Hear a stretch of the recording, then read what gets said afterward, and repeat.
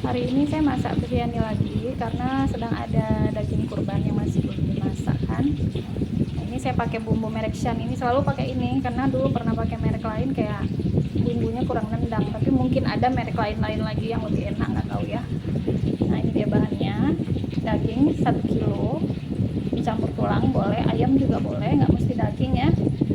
Terus beras basmati, ini bawang dirajang halus, terus tomat 3-4 buah yang sedang dipotong dadu, kentang 2 buah dipotong juga, terus bawang putih dihaluskan 2 sendok makan, jahe halus 2 sendok makan, yogurt 200 gram, minyak goreng, dan bumbu Shannya. Nah, untuk yogurtnya kita kan susah ya nyari yogurt yang plain yang untuk masak ya. Yang biasa kalau di swalayan dijual itu kan minuman, udah manis, udah ada rasa buah. Kalaupun dia rasa originalnya tetap manis gitu. Jadi itu bukan untuk masak. Yogurt yang untuk masak itu memang masih pekat dia, masih kental. Tapi di sini kita susah dapet, jadi saya ganti dengan santan kara kecil 3 kemasan ya. Mari kita mulai memasak. Ini bumbunya, bawang putih, jahe, kentang, ini tomat udah dipotong-potong, dan ini berasnya. Untuk dagingnya sebelumnya udah saya rebus dulu sampai empuk gini karena kita pakai daging sapi. Tapi kalau pakai daging ayam bisa langsung dimasak dengan bumbu karena kan nggak lama empuknya ya kalau daging ayam. Tapi kalau daging sapi saya rebus dulu sampai dia empuk, nanti baru dicampur ke bumbu. Pertama kita tumis bawang merahnya tadi, bawang merah iris dengan tomat yang kita potong dadu ya. Kemudian masukkan daging yang udah direbus yang sudah empuk, pastikan sudah empuk ya, karena kita nggak akan masak di bumbu karinya ini terlalu lama, karena saya masaknya di aron nanti dengan beras, nggak seperti petunjuk di kota. Kalau petunjuk di kota itu berasnya direbus terpisah, nanti baru diangkat, ditiriskan, dimasukkan ke bumbu, dan mereka nggak ngaduk rata gitu. Nanti udah dimasak sampai tanak baru diaduk-aduk, makanya warnanya belang-belang. Tapi kalau saya suka di aron biar bumbunya lebih meresap dan merata, jadi seperti kita masak nasi kuning gitu ya. Saya aron dengan karinya ini, nanti masuk dagingnya campur nih, ada cincangan, ada ya namanya daging kurban ya, tapi saya suka yang kayak gini, daging campur-campur.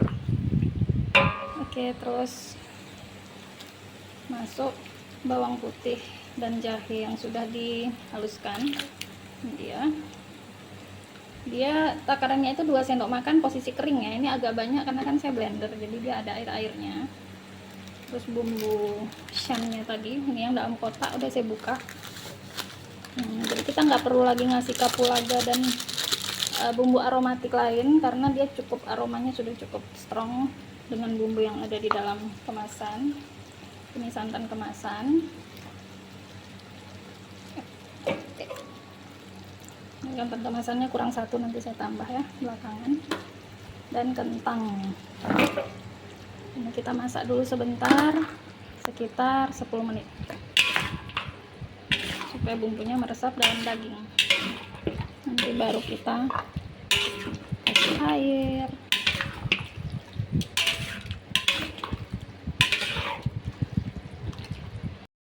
Ini yang enggak ada di petunjuk di kemasan, saus 2 sendok makan, ini selera saya ya, saya tambah saus 2 sendok makan atau sambal.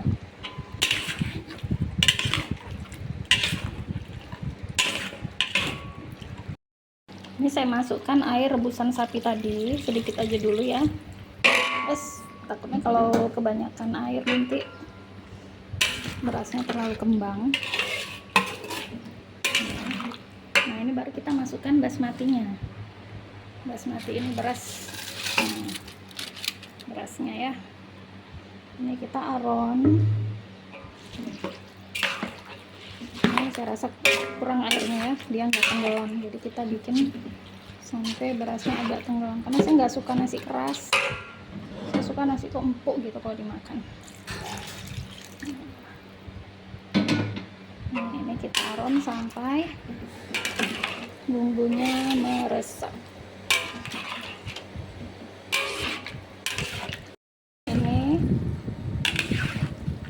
udah kita aron, jadi air karinya itu udah meresap ke dalam berasnya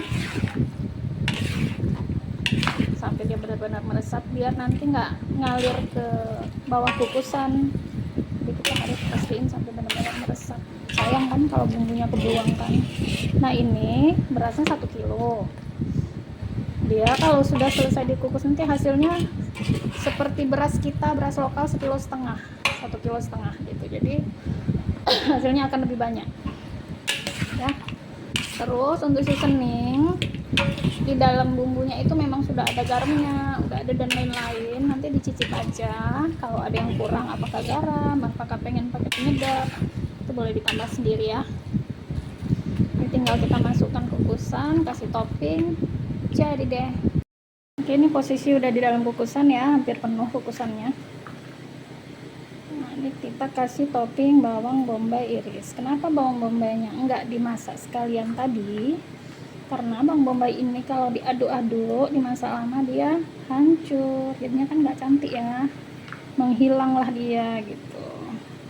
Tapi kalau kita aduh maaf ya, sedang batuk, masaknya di akhir gini, dia jadinya nanti masih cantik gitu guys ya. Nah terus kadang ada yang suka gigit cabai hijau, pastikan cabai hijau buat yang suka. Terus taburkan kismis. Nah ini topping-topping ini nggak ada di resep ya, jadi ini selera kita saja. Biar aja gini sampai tanak, nanti kalau sudah matang baru kita aduk. Dia sudah matang, rasanya enak, gurih, pedes-pedes gitu lah, enak pokoknya.